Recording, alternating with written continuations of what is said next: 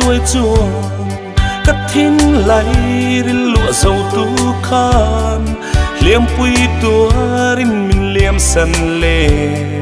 cắt tô na hiền van pui lâu chim dòng mang trên lệ mây tu ra cả mang ngay sẽ min tị lệ ấp bồi bể chừng nắng cắt tông hi khoa nu bộ hiền lâu tuôn chê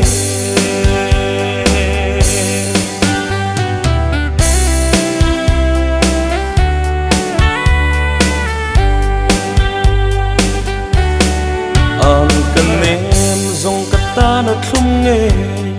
la mang lệ thiên môi xì lâu em ăn khéo nghe cả lâu tuần chê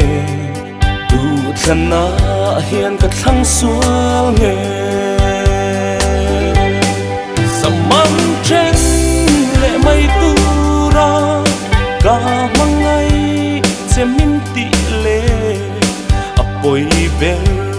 chừng nắng cả tông hi khoa nu bộ hiền lâu tuôn chê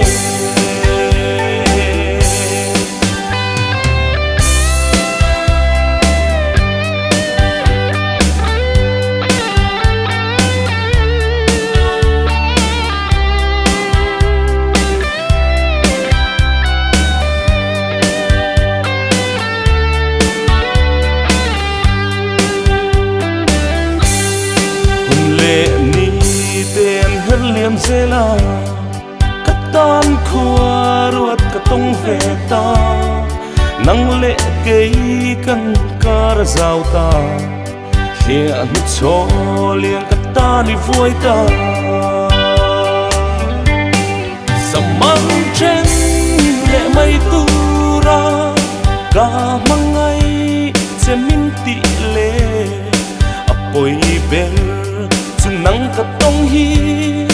khoa nu bộ hiền lâu tuôn chê ấp bồi bể chừng nắng cắt tông hi khoa nu bộ hiền lâu tuôn chê